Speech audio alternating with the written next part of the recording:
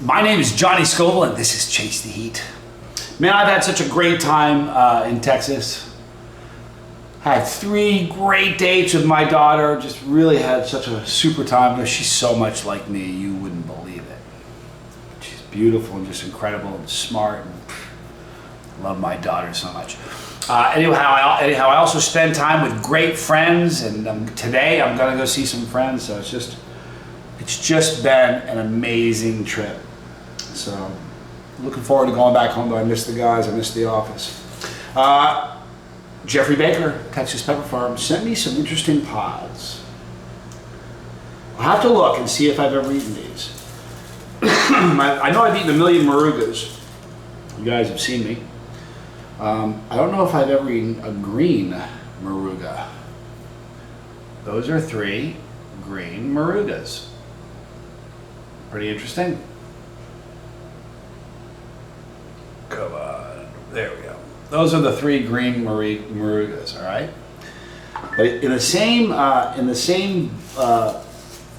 package, he also sent me some, and he believes this could be a purple Reaper, but he's unsure. But these are really, visually, these are stunning. Check this out.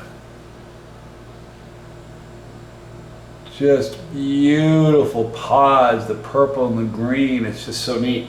So I don't know if they're Reapers. I'm not sure. I'm just gonna eat them. I'm leaving in a little bit today to go hang out with more friends I haven't seen in a really long time. So that's gonna be fun. Tonight's my last night here, and tomorrow I'm jetting back home. So.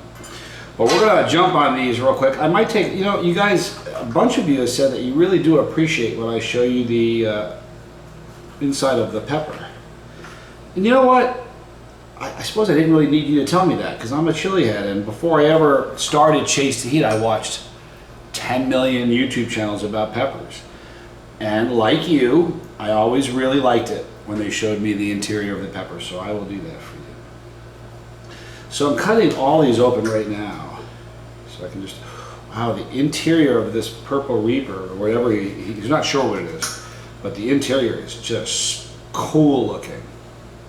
Let's take a quick picture of these, just because it's so cool looking.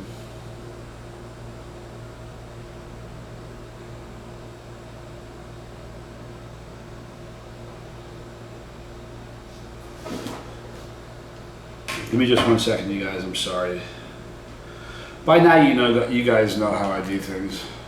It may irritate you, and I get it. But this is kind of how I do it.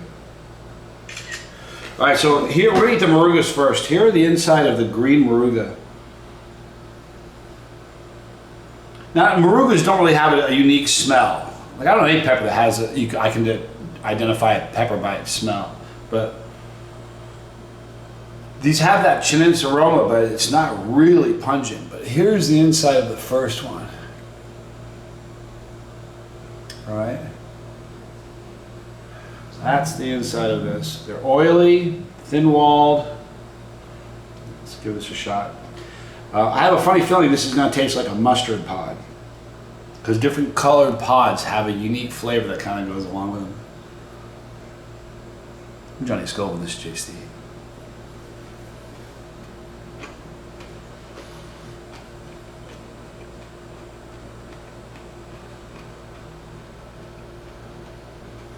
It's a great tasting pepper. It's really good.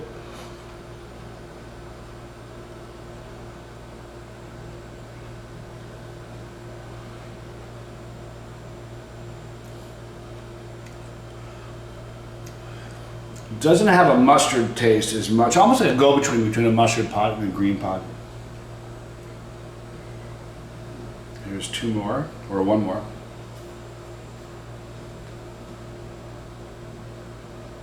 The placentas are not huge on it. They still carry a lot of seeds for a pod that small.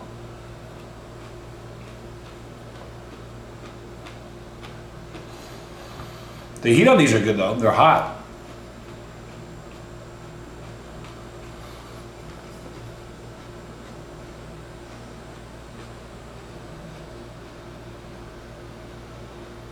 Those pods taste exactly the same. That's a funny thing. 99% of the time, if I have two pods that are the same, they don't taste the same. One's sweeter, one's a little bit more floral, one's, you know what I mean? They taste different. Those two pods tasted identical. I'm curious to see if this one will. Here's a third of the green Morugas.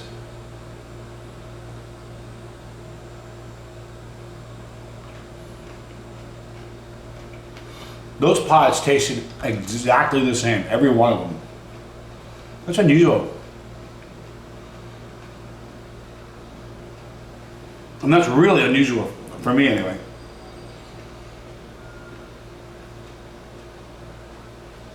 Now these are the purple reapers. He's not sure, but he thinks it might be a purple reaper.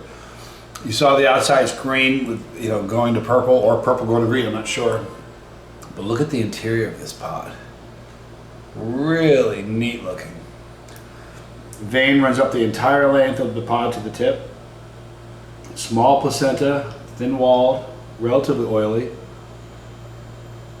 You know what? Almost no aroma. For real. This one has a little bit. This pod has virtually no aroma. Can't wait to see what this tastes like.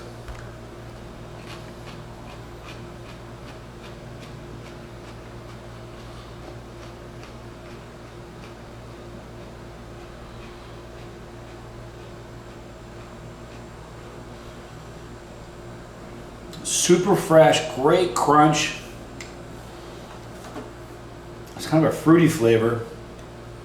Very nice tasting. I like the taste of these a lot.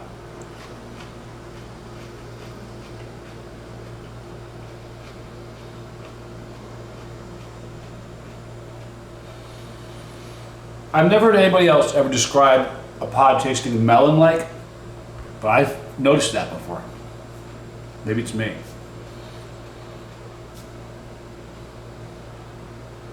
That pod almost had a melon, kind of like a cantaloupe sort of aroma to it, or flavor to it. My tolerance is getting very high because I'm only at like a 1 with all those peppers I just ate. Maybe a 2, but very low. You know, it's not the pods. Trust me, it's me. So nobody should look down their nose at Jeffrey Baker because he grows flame. This is a Johnny issue. I don't get upset at having a high tolerance. It's great because what it does, now there's a catch-22. There's like a good side and a bad side of having a high tolerance. Let me explain to you what they are. The good side is I taste more than most people ever will. When your tolerance is real high, your window to taste things is open for a long time. When your tolerance is low, that window to taste something is this big, and then you're overcome with pain. And you can taste nothing, and you can't describe it either. So, when you have a high tolerance, I think you're better able to taste pods, taste the nuances and the subtleties in peppers. The downside is, it takes so much more to get an endorphin rush. Like the average person who's not into heat, even if you're kind of into heat, those 5 pods I just ate would have absolutely given you an endorphin dump, no question about it. And not even close. So I have to eat a lot more to get the endorphin done, which I don't mind doing. It's not a drag because I love peppers. You know what I mean? I guess if you didn't love peppers, it would be a real drag. But. So there's kind of the catch-22 of having a high tolerance. But those are great peppers. Jeffrey Baker, you are the man. I'm going to go right now to Tommy's Picks. Please, guys, the Tommy Scoville Show is going to be aired today. I want you guys to all support my bro. He's a good man. All right, here we go, people. We got Ragnar up first. Tube of terror on flights? We have to put on a mask? It's going to be tough. I love it. It's Ragnar coming through with yet another reason why tube of terror peanuts on an airplane would be a great idea. Number 1, it would thin the herd. If you can't handle the heat, you couldn't put the mask on. It's natural selection at its best. Just as good, if you can't handle the heat, you probably couldn't get the mask on the little kid who dropped his Game Boy. Even better. All right? That might have been a little harsh. Welcome back, Ragnar. Ragnar. That's a funny one, Ragnar. All right, James J. I just tried to reply to a comment. This is scary, you guys. Listen to this. I just tried to reply to a comment, and it said, and by it, this is YouTube, request contains an invalid argument. but then proceeded to let me post it anyway.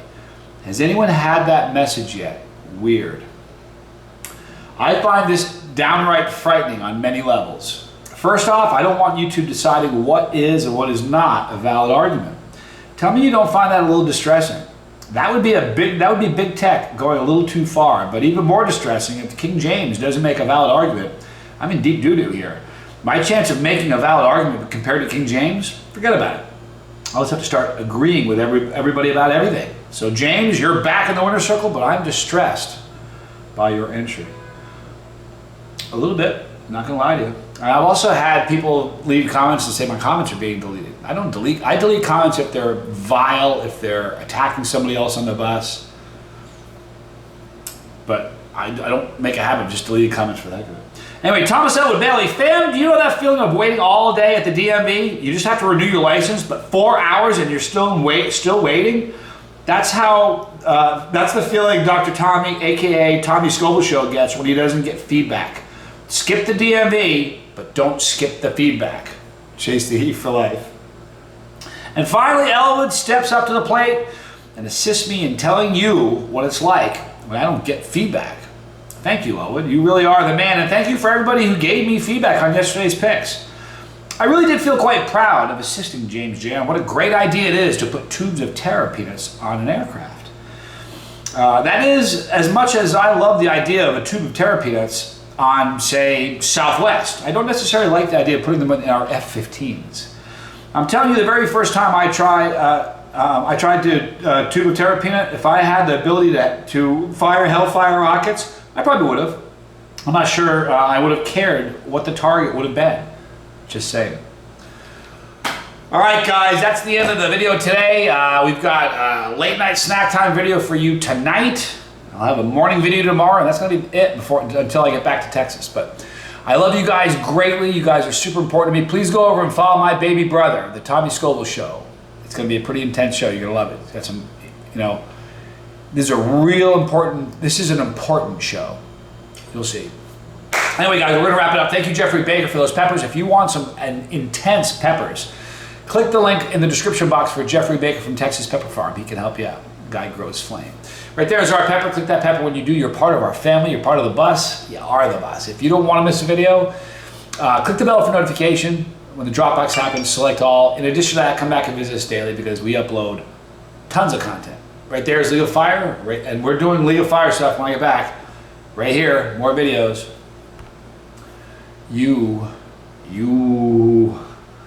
I'm Johnny Scoble. This was Chase the Heat.